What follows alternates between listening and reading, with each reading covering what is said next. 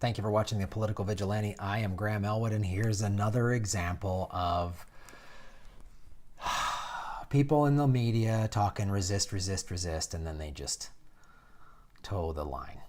There's an article in the Intercept.com written by Aasiya Jelani on April 14th. New York Times promises truth and diversity, then hires climate-denying anti-Arab white guy. So this article goes into basically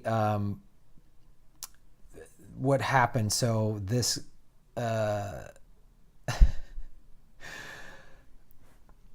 so after the election, New York Times vowed we're going to hold power accountable and get to the truth, and they said all this roping over the hold power to account impartially and unflinchingly, right?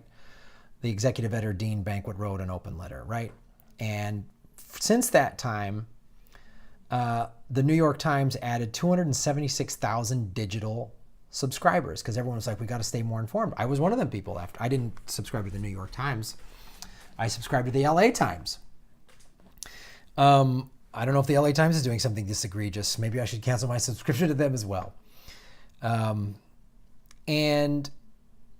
they, because it's like,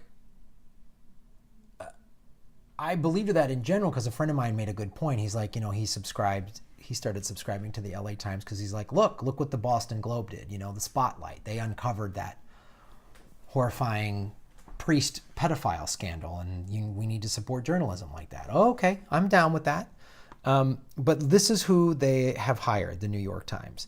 This guy, they just hired the Wall Street Journal's Bret Stephens as a regular columnist. And they write, oh, he's this beautiful writer and a different perspective and blah, blah, blah, blah, blah, blah, blah. He's been hailed as an anti-Trump conservative. We need good Republicans, good conservatives to come forward. What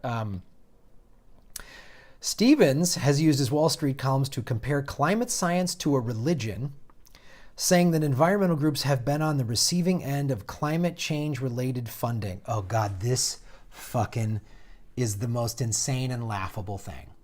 Glenn Beck used to say this bullshit. So they're like, oh, the climate change deniers, they get all that funding from the Sierra Club, and it's just, the national NRDC, that's just Leonardo DiCaprio's, Al Gore. Oh my God. Take all the money that those organizations raise and spend. Take all the money. It probably comes up to about like that to what the oil companies are making. So if you want to play the money card, then actually have the facts correct. So this guy, if he's working for the Wall Street Journal, he's just a shill for big corporate oil, big money. So he said environmental groups have been on the receiving end of climate change related funding. So all of them must believe in the reality and catastrophic imminence of global warming, just as a priest must believe in the existence of God. God is not provable, but 97% of all scientists on the face of the earth from every single planet on the face of the earth agree that there's climate change.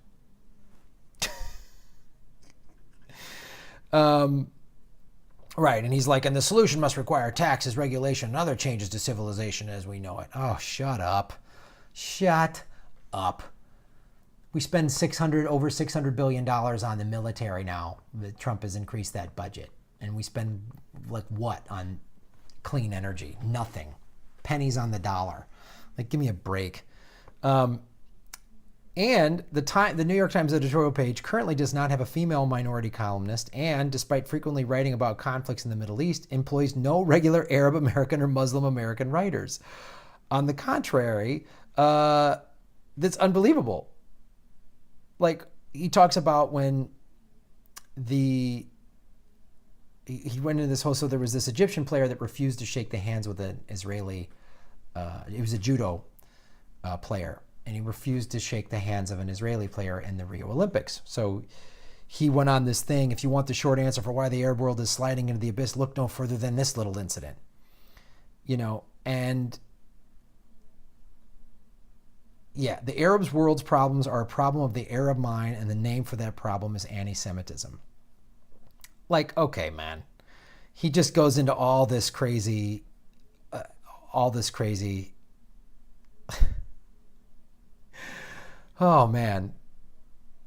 Yeah, he's out of his mind, and he's he's a supporter of one prominent Muslim, Egypt's autocratic leader Abdel Fattah al-Sisi, who he interviewed in 2015 in an article entitled "Islam's Improbable Reformer." So it's just more fake resisting, right? Everyone on the left, remember, resist Trump. We got to resist Trump. We got to resist Trump.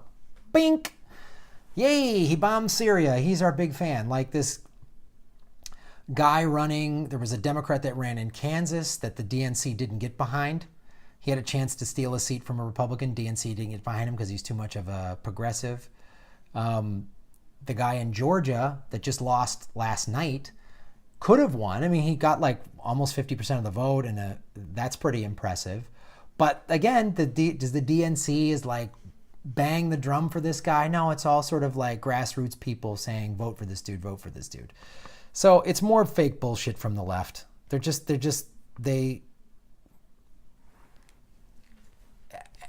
the New York Times is they're putting a right-wing corporate guy in their editorial staff. That's all white dudes. It sounds like there's no women of color. There's no Arabs on their staff.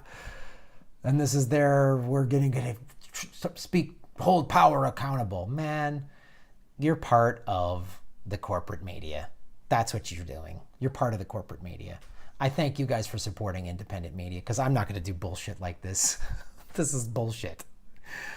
And like I said, I'll admit when I'm wrong. I did that video about Justin Trudeau last week, showing, wow, I was completely wrong about that dude. I did a video of Justin Trudeau a couple months ago where I was like, oh, I think he's great. I'm just learning about them. And then a lot of Canadians watch it were like, Graham, no. And then I did more research and then was like, nope, he's not. He's another fake liberal. And this is, yeah. I mean, Bill O'Reilly just got fired from Fox News, and I'm sure MSNBC or CNN's going to snatch him up. It's preposterous. So subscribe, share these videos, and support the Patreon link. Thanks for watching.